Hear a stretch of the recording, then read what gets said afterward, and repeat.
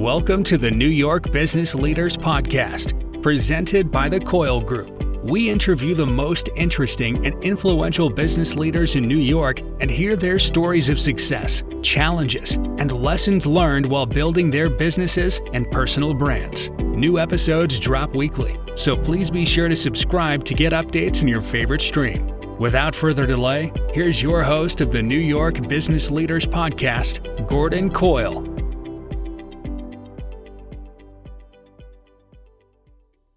Welcome back to the New York Business Leaders Podcast. I'm your host, Gordon Coyle. In today's episode, I welcome my good friend Clay Speakman to the show, where we get a chance to catch up and talk about fitness, Spartan Racing, longevity, AI, technology, masterminds, and a bunch of other interesting thoughts. Clay coached my entry into Spartan Racing several years ago and was instrumental in getting my mindset to actually enjoy doing hard things, a phrase we talk about in this discussion, do hard things. It's actually become a mantra for me, and I think it's helped me easily overcome obstacles in my life. I'm sure you've heard phrases like, all your growth is on the other side of your comfort zone, and get comfortable with being uncomfortable, and they may seem trite, but Clay has taken these axioms and lived well beyond them by participating in numerous kinds of Spartan races, including the Death Race and the Agoge Race series, which are multi-day continuous racing in very challenging conditions, environments, and harsh conditions across the globe. Strength and endurance, both physical and mental, are required for these 60 to 70 hour challenges. So he has my highest respect for not only showing up and doing them, but also helping train others to do them and engage in them. Super interesting conversation that takes a lot of twists and turns that I think you'll enjoy. Clay has a pretty small social footprint, so if you'd like to reach out to him, his email address is clayspeakman@gmail.com. Finally, if you have an interesting story that you'd like to tell on this podcast, please reach out to me. I'll have my contact info and Clay's email in the show notes. So now on to the show. Welcome back to the New York Business Leaders Podcast. I'm your host, Gordon Coyle, and today I'm really happy to have a good friend of mine, Clay Speakman, with us. Clay, good to see you. Good to see you, my friend. In an effort of transparency, I'll just tell everybody that Clay was my Spartan coach and mentor in the Spartan arena for many years, and I respect his abilities greatly. So with that, I'm going to ask Clay to introduce himself and tell us what you're doing these days. Sure. Thanks, Gordon, for having me. I'm not sure where this is going to go or how different it's going to be than most of your podcasts, but I usually find when I get into conversations around business, it quickly evolves into all the crazy endurance events that I participated in, and why would somebody do that, and what is that whole world about? And then I try to bring it back into what it's taught me about doing business. If you've ever gone to Spartan Race like you have, Gordon, several times, you'll realize that there's a whole world that you can go really deep into there's a Spartan 5K race and it's got 20 obstacles and you're running around in the woods and in the mud. And that's pretty cool because it sort of taps into the primal sense of like, hey, as humans, we were kind of made to do this stuff. We were made to like run on the land and climb things and jump things. And our bodies are really well engineered to do that. But most people just sit at a desk or drive a car around. So we don't tap into that. And there's a chemical reaction that happens when you put your body in those situations. It unlocks things that for a lot of people have never been unlocked because you're doing things that your body was engineered to do, right? And it gets you outside of your comfort zone. I mean, air conditioned on the couch is not what we were designed to do. But of course, people spend a lot of money trying to design that environment for themselves, maximum comfort, maximum control. And this puts you in uncomfortable situations outside of your control. And it's amazing what goes on from a chemical reaction standpoint inside your body when you do that. So that's a hike, that's a race, that's a run, that's any sort of connection to that primal feeling. And personally, just as a hobby, that's why I got into it, because I thought, this would be a really cool way to see how strong I am. And I've dealt with those sort of insecurities all my life, like a lot of people. Am I strong enough? Do I have what it takes? Those are things a lot of people think. They don't even realize they're thinking them, or they don't verbalize them. But when you get into an arena of hard things that you have to conquer, strength that you have to show, a mountain that you have to climb, it's a great way to understand your own strength. Are you strong enough? Do you have what it takes? And conquering those things gives you a great sense of enjoyment. So, that's a good life principle. It's a good life lesson. It translates to business, relationships, being a father, being a husband. But when you get into that world of Spartan racing or triathlons or just your local 5K, you realize, okay, there's something that's twice as hard as this. There's a 5K, well, there's a 10K. Well, and then you realize, well, there's a 20K. And then you realize, well, there's people who do 50Ks. And there's people who do 100 miles of this. And there's people who do 3 days of this. And then there's people who do things like the death race, which is an event I did a couple of years ago. And it's 5 days of the most insane chaos, unfair, sort of hard work, people getting medically dropped all the time. And you're like, why do people do this? It's insane. But it's that desire to like prove, where is my breaking point? What am I going to be like when I get to my own breaking point? What does it look like beyond that? And again, great metaphor for business, for life. If you've never reached and gone beyond the physical and mental limits that you have of your body, of your mind, then you don't know what's on the other side. You don't know what it takes to get there. You don't know what you're like. What are you going to be thinking when you get to that point? What challenges, what struggles are going to come up that you've never dealt with when you get there? So again, personally, as a hobby, I sort of progressed through all right, 5K, 10K, 20K, 50K, 100 mile, Spartan Agoge, the death race. That was about a 4-year journey for me to go through those things. And it was always, what's the next hardest thing I can do? And after the death race, there really wasn't anything harder that I could do that didn't involve me, like, getting into an actual I might die situation, or, that had any sort of ROI that I could justify getting into. So I sort of reflected, okay, what can I take away from this that I could either put into business, I could use it to build relationships, or I could share with other people. And Gordon, you were part of the group of other people that I eventually sort of shared that with. When the pandemic hit, I was working with a gym, a UFC gym, and they wanted to start a Spartan training class, and I had a coaching certificate. And just for fun, I said, why don't I just host a class once or twice a week, and we'll see if we can get some people interested in a different type of workout. And for the first couple of weeks, it was funny because there's this gym of people doing regular gym stuff, treadmills and, machines and, like your typical gym and lifting and stuff. And over in the corner is me with a small group of people who didn't know what they were signing up for, showing up. And I was putting them through all these crazy things like running and jumping over things and lifting things and picking up a bucket and carrying it up and down the stairs and carrying a tire through the weight lifting area. And it caused a lot of like, oh my gosh, what are those people doing? What are those crazy people doing?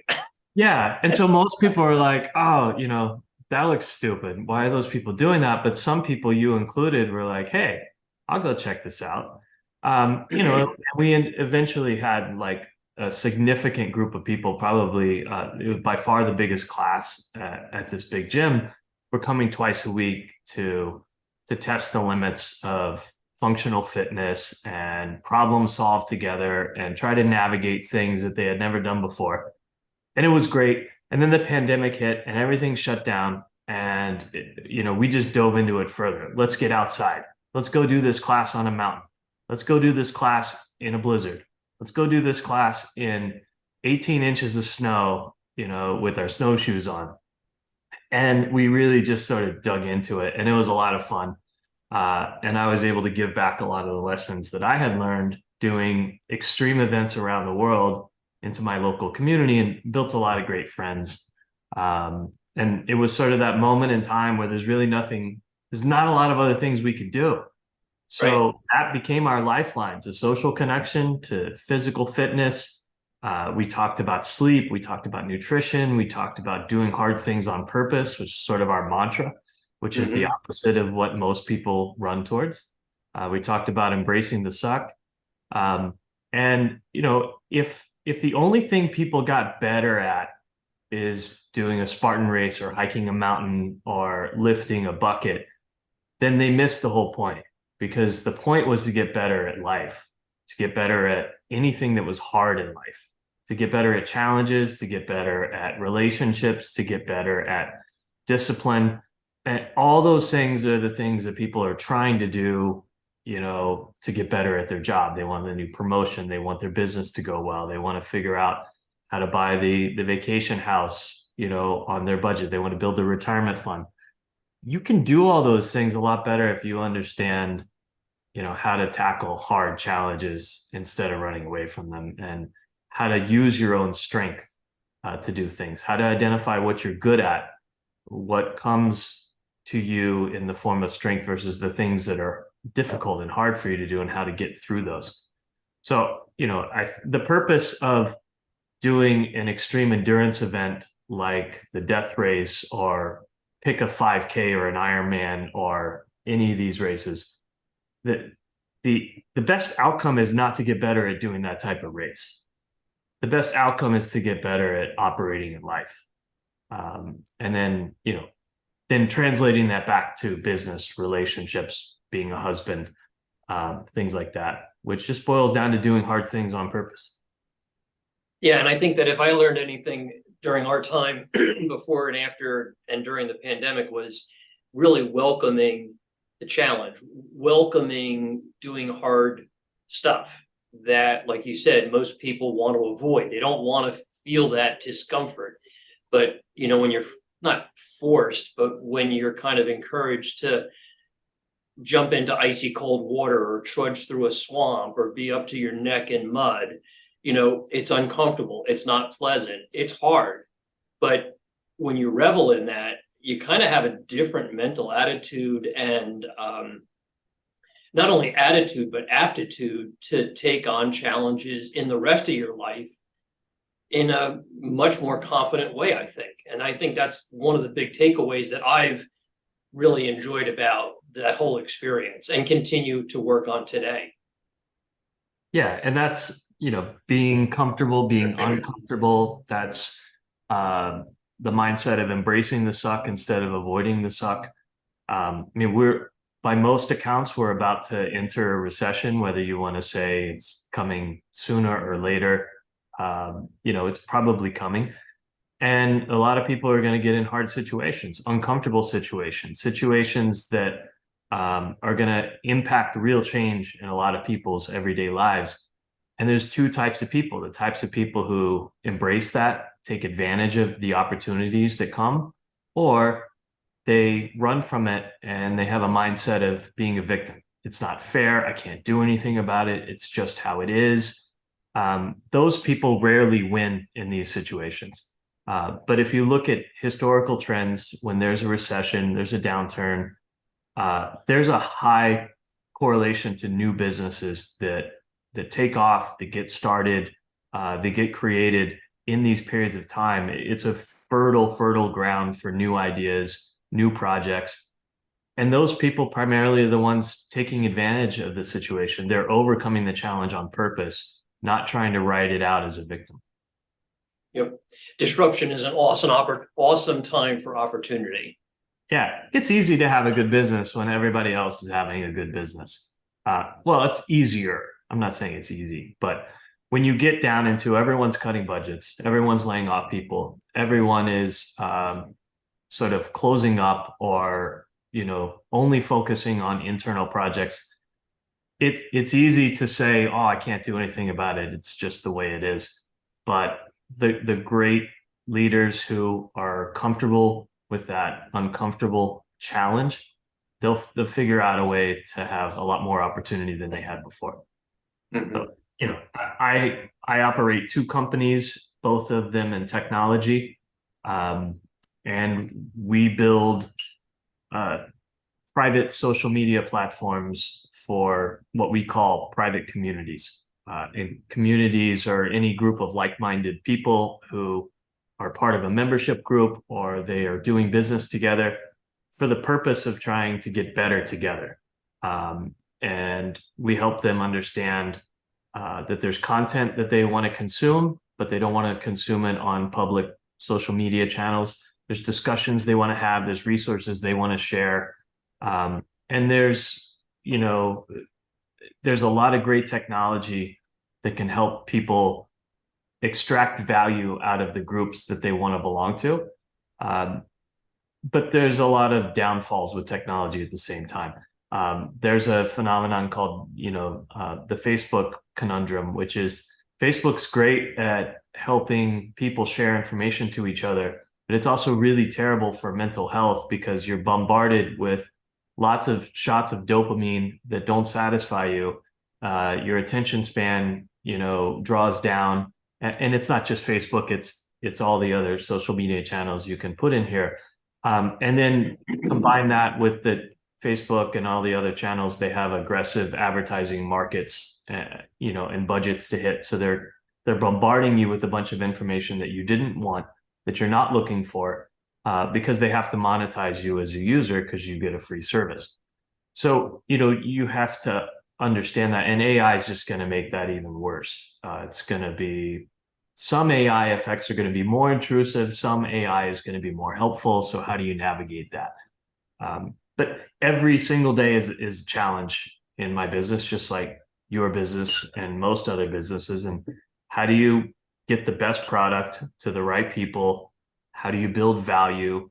And how do you keep those people engaged so you can build more value in the future? No different than an auto shop or an insurance company. Our focus is just on technology products that do that. So tell us about the kinds of customers that you're working with on these social platforms, these private social platforms. How do they come about? What are they harnessing within these groups? Yeah, so there's millions of groups all around the world. There's groups of moms whose kids are in soccer programs. There's groups of people who are avid book readers of XYZ authors. I mean, there's no denying that our world is full of, affinity groups. Mm-hmm. Our focus is on very specific types of groups that comprise of either investors, mostly like full-time investors. That's what they do. That's where they derive most of their income. Or family offices. These are people that have built family offices so that they can manage their own wealth that they've created. Or CEOs / entrepreneurs that are in mastermind groups.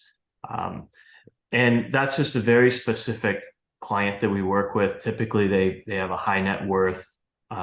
Some groups we work with have a minimum net worth, could be $1 million, could be 5 million. One group we work with, the minimum net worth is 100 million. So there's all different levels of groups that we work with. But at the end of the day, all these groups are existing so that they can get value out of the relationships within the group. So they're trying to connect with other people who have similar goals, or they've had similar success, or they've made similar money, because they think they might have similar problems or similar opportunities to share.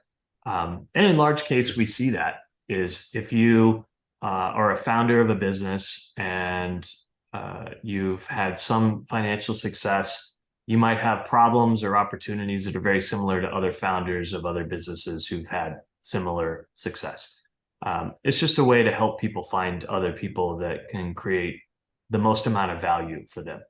If you take somebody who has generated, $20 million of revenue for their company, and maybe they've exited their company, and you put them in a group of people who have never really had a job, there's a limit to the amount of resources they can. I'm not saying it's not helpful, but you want to match people with people that can offer you similar type resources and understanding. Now, in that vein, we're trying to help technology help those people. Because if you put 10 people in a room, those 10 people can all talk to those 10 people. And given a few hours of time, they can all pretty much navigate, how can I help you? How can you help me? What can we learn together? But at scale, there's 1,000 people in that group, or there's 10,000 people in that group, and they're across the whole US or across the whole world. How do you do that? You can't have people doing 8 hours a day of meeting 9 other people for every day. They won't get any work done. So you have to use technology to help them understand, of the 1,000 people in my group, based on data that I can volunteer about myself, who are the other 10 people that are going to give me the most amount of value in exchanging information or conversation with. And that's what technology is great at. It's just understanding how to make those connections and which ones are highest value. And are you integrating your fitness world with your mastermind community world? Yeah, in a strange way. You know, I have lots of Zoom calls and people will look over my shoulder and say, "Oh my God, what are those medals?" And I'll explain, some of the different events they come from. And we'll spend 10 minutes talking about, how do I get fit, and how do I work out more, or what should I be doing, or, and so there's a conversation around what I call personal ownership. If you don't own your sleep and why it's important to you, and you don't own the information about what you're putting in your body, and you don't own the effects of whether you move enough in the day or not, then you're not taking ownership of your own health. And so that comes up in a lot of conversations I have with a lot of people. It may be just a small portion or a few minutes of our calls, but it's always there, because I think we all want to work with people that are healthy and that will, perform at high levels. So I talk about it with people I work with, people I manage, people who invest in our company, because I think it's a counterculture thing that needs to be more prevalent. It's easy to just go along and eat what everybody else eats, and it's even easy to put people on a pedestal who say, "I only sleep 3-4 hours a night. Look how much work I get done." That's a short-term thing. I mean, nobody in the history of recorded people has ever been able to sustain a long life on little sleep. It's not going to happen. It's never happened. And if there was a person who did it, they would have had kids, and those kids would have eventually dominated the world, because they would have created a subset of people who didn't need sleep, and they would have been 50% more productive than all the other people who needed sleep. So they would have become the world dominator. But it didn't happen. So, that comes up a lot in conversations. And I've started to now work with some of my client groups on, let's do an event where we can get people uncomfortable on purpose. Let's do a transformation process. So I've started to be able to take some of my learnings into the corporate arena with these groups. And I think I'm going to create a business, maybe next year, that is going to expand on that. That'd be great. Interesting. You touched briefly on AI. Earlier in a conversation, you had said that you're having a lot of conversations with AI executives in those fields. Tell us what you're seeing, what we can seem to expect, the good, the bad, and the ugly, all of that on AI. Sure. Well, the first thing about AI is, a lot of people right now are saying it's overwhelming. There's so much going on in AI. I see all these articles. It's scary. I don't understand it. Even the guys at the top feel the same way. I was on a call the other day with 3 CEOs of 3 big AI companies, and they've been doing it for 10 plus years. They're not new guys doing it. Right. Even they say they're overwhelmed by the amount of new stuff coming out of the AI industry. And these guys are the most connected. It can be scary, but every new technology is scary. Every new change is scary. And in the history of humanity, you can look back and you see so many examples of something disruptive and new scared people. People didn't like it. People tried to fight it. Governments tried to fight it. And eventually we figured out how to use it for good. Some people use it for bad, but generally we all want to stay alive. Generally, we all want to have the things that make our planet run. So we figure out how to use it for good, right? So I think we'll follow the same path on this. But I do think about AI like I think about electricity. It's just a basic building block that's inevitable. If you have a company and you think you're not going to use AI, you might as well have a company that decides you're not going to use electricity anymore. It's not a tool, it's an essential. And there's not a single industry that AI will not completely transform over the next X period of years. It could be 6 months, it could be 4 years, could be longer for some industries. There's not a single industry that won't be transformed. And that probably the last industries will be very specific skill sets that humans can do that it'll just take AIs a long time to do. However, for me, I don't think that AI anytime soon is going to have the ability to connect human to human and share resources, thoughts, and ideas to challenge each other. So in the world of a mastermind group where we take 20 highly successful people, we put them in a room together and we help them sort of talk about things together and challenge each other. That's a unique human ability that I think could exist even against the best AI and outperform it. But the mundane tasks, the data analyzation, the things that humans can do, but they're not super meaningful, those things are already being replaced at a rapid pace. Mm-hmm, mm-hmm.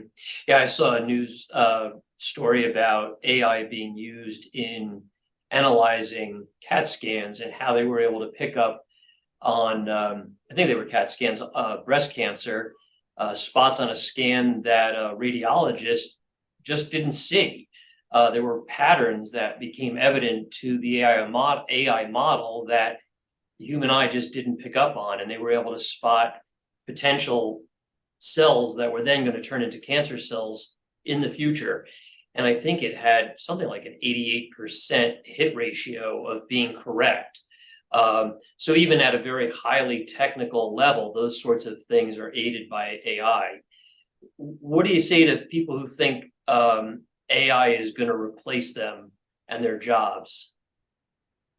Well, I think we should be embracing the suck, not running from it. And so if you think about the suck here, or the chaos or the obstacle or whatever word you want to use, as the fear of AI replacing your job, don't think of it that way. Think of what's the opportunity. Just assume it's going to happen. It's inevitable at some point that a large portion of any person's job could be or should be taken over by a resource that costs pennies on the dollar of what it costs now. So how can companies continue to justify paying large amounts for tasks and decisions and data that could easily be done for pennies on the dollar? The economics will decisively win out. The ease of use will win out. And so you have to understand, how do I continue to add value to my company, my job, my business in a way that AI won't be able to replicate? If most of the mundane jobs that people don't really like doing anyway are replaced with AI, so to society, that's a good thing. The next question is, well, what do you do with all those people who were doing those mundane jobs that they didn't really like anyway?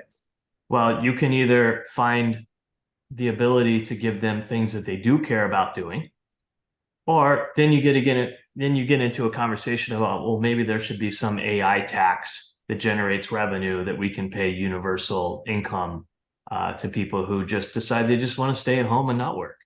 I think eventually we could get to a society where most people, if they don't want to do meaningless work, and AI is doing it for them, there's a tax on those companies, and that can generate enough for people to live comfortably, just not working. But then people who want to create value, unique value, do more. They can continue to have the opportunity to build a business or get paid a lot of money to add value to the economy. Mm-hmm. You know, I think back when I came into the insurance business in the early 80s, there were no computers. When you went to an insurance company, there were tons and tons of people that were doing a lot of work with paper files stacked up like this around their desk. And it took a tremendous amount of manpower to do calculations, rating of policies, typing of policies, a lot of manual stuff. And today, that's all been replaced by automation, which is still in its infancy when you look at what AI is going to do. Mm-hmm. And all those people that got displaced from those kind of lower level jobs either learned new skills and elevated themselves, or they found something else to do. So I think we're going to see a similar revolution in the advent of AI. Yeah, I think we're gonna see another wave of reinvention of what people can do to create value. I mean, we're already seeing it. If you look back 5 years ago, there was a very small number of people on the planet that made a significant income creating content. There were people who wrote articles for magazines, people who wrote articles for newspapers, people who produced TV shows or wrote movies, or had blogs that people subscribed to. It was minuscule. Now there's an entire economy of people that are getting paid to create content. Now you could argue that content, if consumed rapidly for long periods of time, is going to kill your attention span. But there's no doubt that there's now a new economy of people who are creating content for other people to consume in a marketplace. And it's 100 times or 1,000 times bigger than it was before. And again, it's early stage. That could become, much, much, much bigger. So you can look at Hollywood and say, all right, maybe how many producers and directors are there full-time employed right now in Hollywood?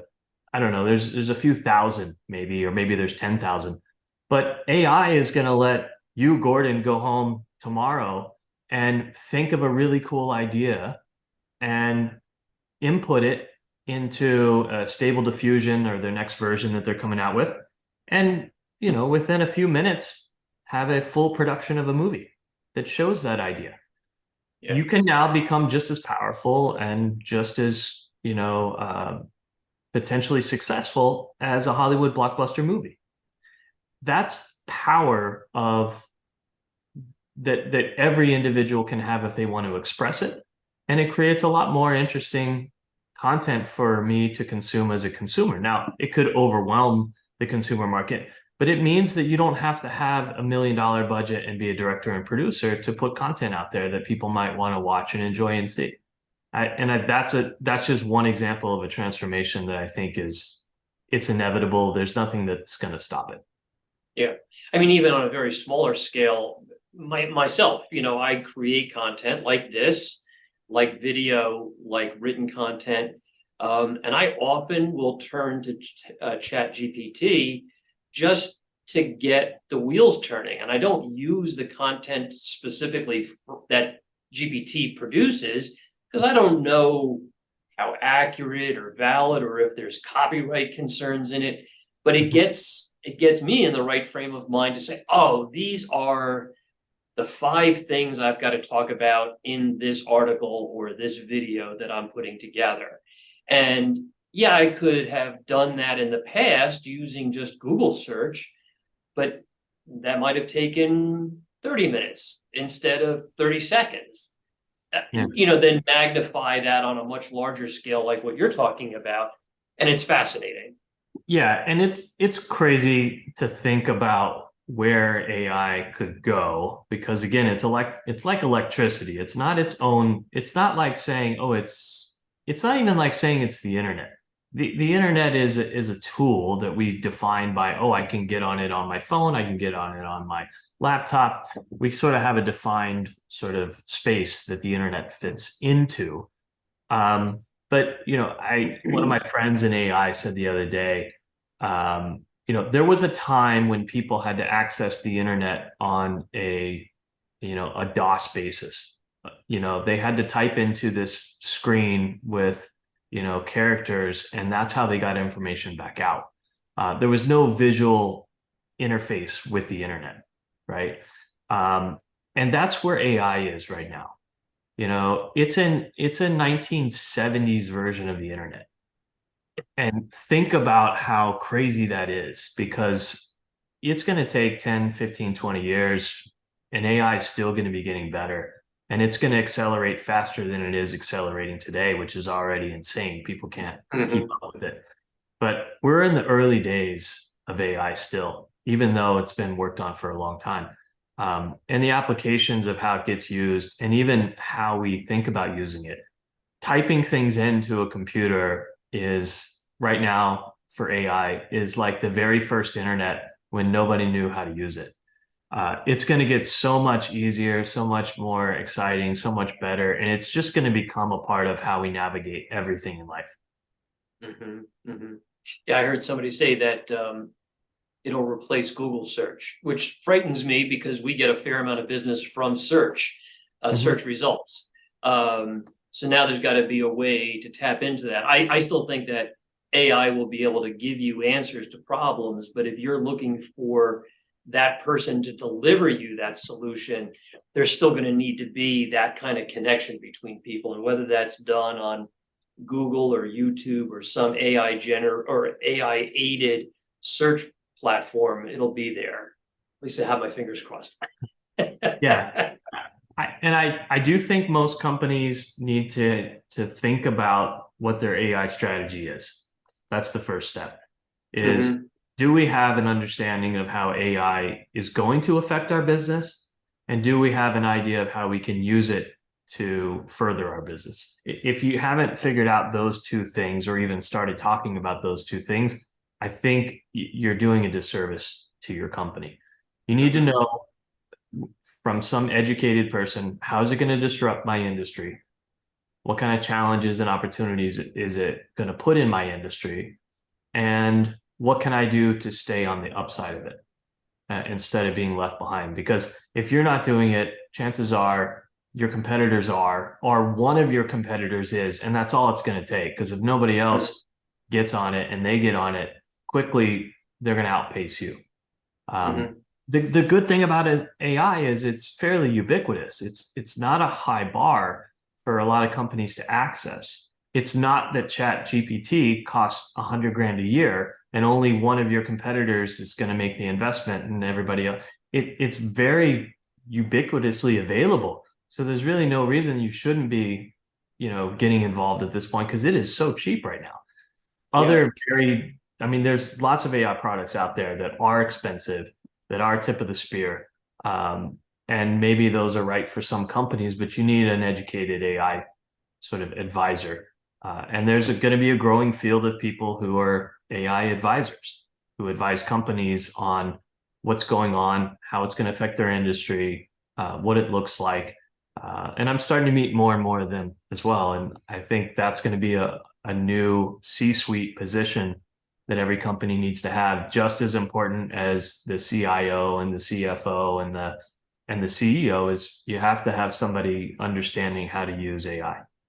Well, it's interesting because when you said, everybody needs to have an AI advisor or consultant, I could see big companies, the Fortune 500 companies of the world, being able to harness a lot of this and have some visionary look at what the future looks like. But in the small and medium-sized business market, it's hard to figure those kinds of things out. And it is. You can start with, at the very least, and it's totally free, find some podcasts that talk about AI. Not from a conspiracy standpoint, not a far edge. Find a podcast that's grounded in just having conversations or interviewing, people involved in the AI space. And if you can, find the one that's got a positive mindset about it, so that you can understand how to take advantages of the good things. Peter Diamandis has a podcast called Mindsets and Moonshots. He often interviews people in the AI space, a lot of the early leaders of AI space. That's a good one. There's probably 20 others that are out there, but get educated. It's free in most instances to get that base level of education. And then from there, you'll get a good idea of if you need to take another step or not. Another step between there and actually having an AI strategist is you might want to join a group, join a mastermind, join a business group that is trying to bring in people to talk about AI or trying to share information with their members about AI so that they can make informed decisions. That's helpful, because if you just drink from the fire hose of articles that are coming out, you'll be overwhelmed. And you have to remember, whenever you see articles, there's a reason that article was written, and it's to sell ads. So you have to be careful when you see a headline come up. Somebody's writing that article with the idea of how many people can I get to click on this. And one media group is writing from one angle, the other media group from the other, and everything you see on Facebook, TikTok, Instagram is all trying to get the maximum amount of engagement so that they can make the most money on their advertising. So you have to be careful about just self-consuming all that media without a filter. When you mentioned a mastermind, have you seen mastermind groups around problem solving with AI in the small business market? There's a lot of discussion within mastermind groups, and certainly I don't know all of them, or even a majority of them, but mastermind groups is a specific type of customer that we deal with a lot, because they're a great customer for our technology, in that they're a private group of people trying to extract more value out of the network that they've built. And so technology is a good tool. These groups, just like every industry, is super early, stages of AI. But we're working on some projects with some significant AI companies to design an AI interface that goes into a group of people and understands how to extract the most amount of value to those people together.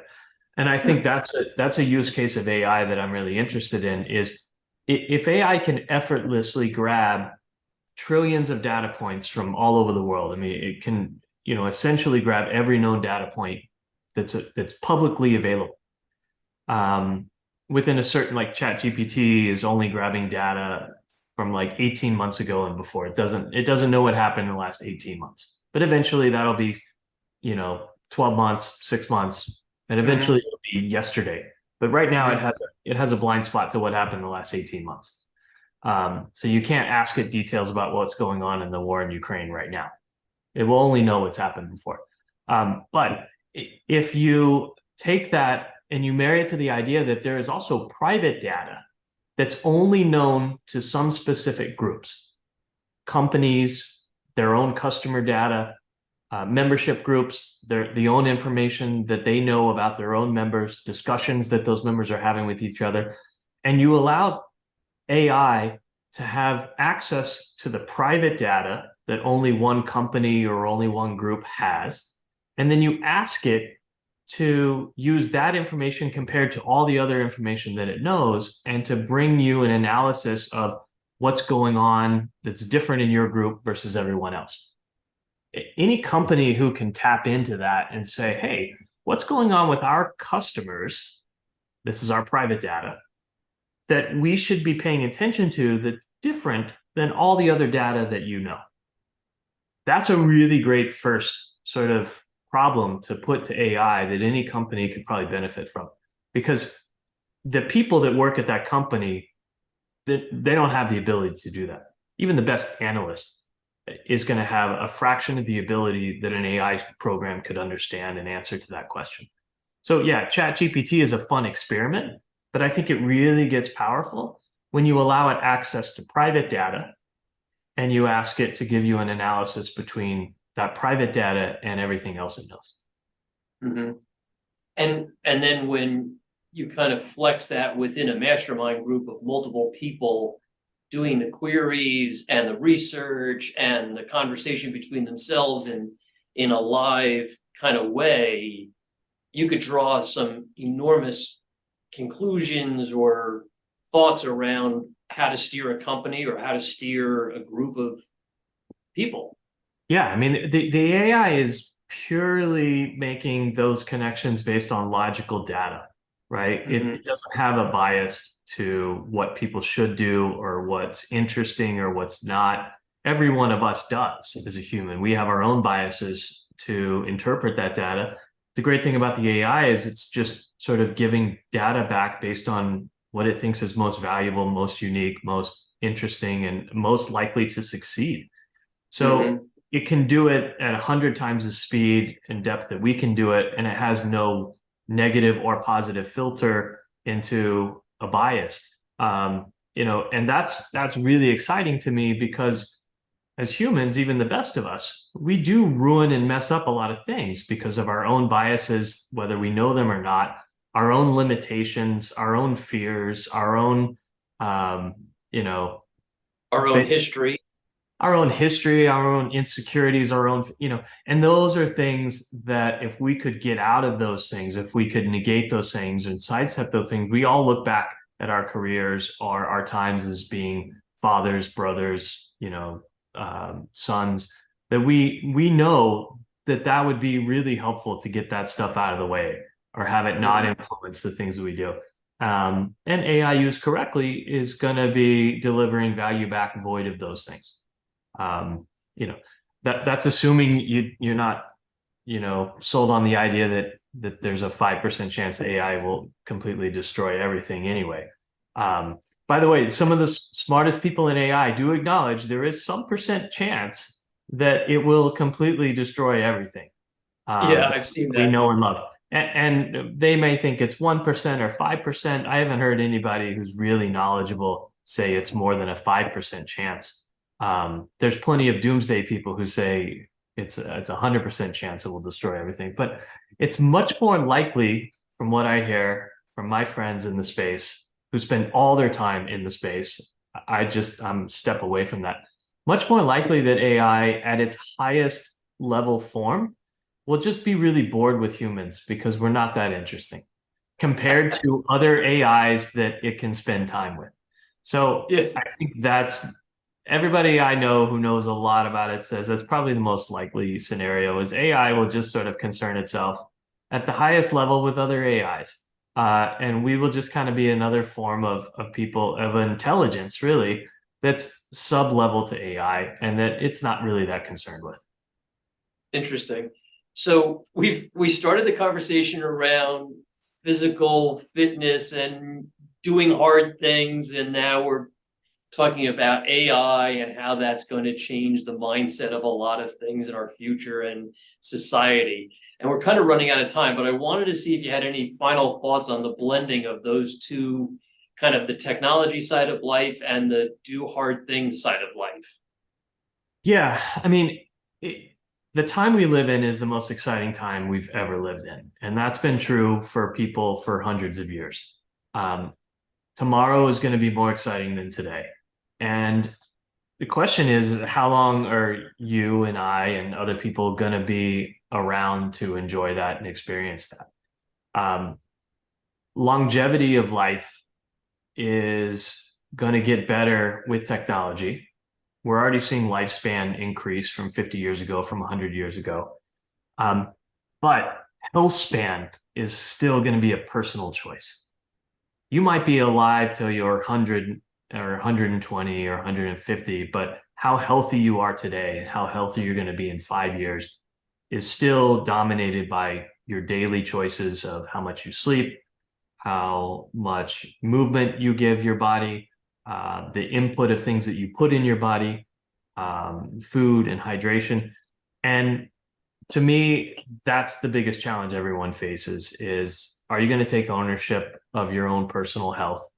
There's a million things you can do today that are free or cheap or relatively cheap to make yourself healthier tomorrow. Most people don't do them because they're not convenient, they're not fun, they don't taste good. And so most people just make active choices every day to get unhealthy tomorrow. And just plainly put. So, I want to live till I'm 200. I want to be incredibly healthy and strong and smart until the last day. And on that day, I decide it's time for me to check out. I'm going to plan my party. There will be a lot of really old, unhealthy people in the world. And I don't want to live for that. And most people don't. But you have to make choices every day to be proactive about that. You cannot just eat what everyone else eats. You can't watch your life happen like everyone else. You can't get the amount of sleep and quality of sleep that everyone else gets.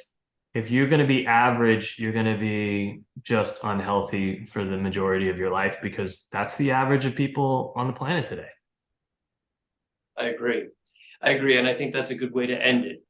I don't have any desire to get to 200, but I applaud you for that number. Hey, it's a personal choice. And by the way, if you had a goal of living to 100, and then you decide after hearing something like this that maybe 120 is a number now that you want to live to, you just changed your mindset to 120 is the goal versus 100. You just gained 20% more lifespan as far as what you believe today is possible. And tomorrow, when you wake up, instead of being 70% through your life or 50% through your life, now you're all of a sudden 30% through your life. So now you can think about what to do with that next 70% that's unchartered. So now you can realize at age 70 or 80, you can start a whole new business. You can start a whole new set of skills you've never had before. Instead of thinking that you're winding it down and you're in your last 20 years of productivity, you can realize that you've got a whole new section of life now to be excited for and to live for. That's worth a lot. Yeah, it's funny you should bring that up, because just before this conversation, I had a phone call from one of the folks at Strategic Coach, which is an entrepreneurial coaching program I went through, and they wanted me to come back into it. And I was like, I'm not sure. I'm kind of late in my career. And she says, Gordon, I know how old you are. You're a mere teenager to Dan Sullivan. Dan Sullivan is, of course, the founder of Strategic Coach, who is in his 70s, and I think he's got a goal of 150 or something. And in fact, you and I were out running one day, and your goal at that point, probably a year and a half, 2 years ago, was only to live to 150. So you've upped the game a bit since then. Since been revised, yeah. But I think it's an interesting perspective, and your point is well taken, that if few people set goals, so let's make that kind of like a baseline of the conversation. But if you set the goal that you're going to live to 100 or 120 or 150, then it starts to change your mindset around, what do I need to do to get there? What am I going to do while I'm there? Because if you think I'm going to retire and play golf every day, that might be great for some people, and I'm trying not to be judgy. But is that all there is to the next, what could be 70 or 50 or 60 more years, so I think it's an interesting conversation that few people have. Yeah. Well, I want to be alive till I'm 200. I want to be sharp, strong, and active. And I want to continue to create value to the people I love, to the world as a whole, to people I do business with. And if I can maintain that, then maybe at 200, I'll want to go to 250. But who knows what the world's going to look like then, but I want to be alive, healthy, and strong when we get there. I do too. And I applaud you, and I think it's a good target to work for. Clay, in wrapping up, if somebody wanted to reach out and get in touch with you and continue this conversation, how would they do that? How best to do that? Yeah, this is going to sound weird with all the technology we talked about. Email is still the best, right? It's just, I like the simplicity of email. So it's Clay Speakman at gmail.com. The simplest thing you could think of. Shoot me an email and we can have a conversation from there. Cool. Clay, I really appreciate the time you gave us today and the conversation. It was rewarding as always. So thank you very much for being here. Thanks, Gordon. Appreciate it. Yep. And for those that are watching and listening, if you have an interesting story, I'm sure not as interesting as Clay's, but if you have an interesting story you'd like to share on this podcast, reach out to me. I'll have my contact info in the show notes. I'll have Clay's email, which is pretty easy, clayspeakman@gmail.com, in the show notes as well. And if you want to reach out to either of us, please do so. And until next time, stay well. That's it for this week's episode of the New York Business Leaders Podcast. Be sure to subscribe so you don't miss next week's episode. In the meantime, find more interviews and resources at nybusinessleaders.com.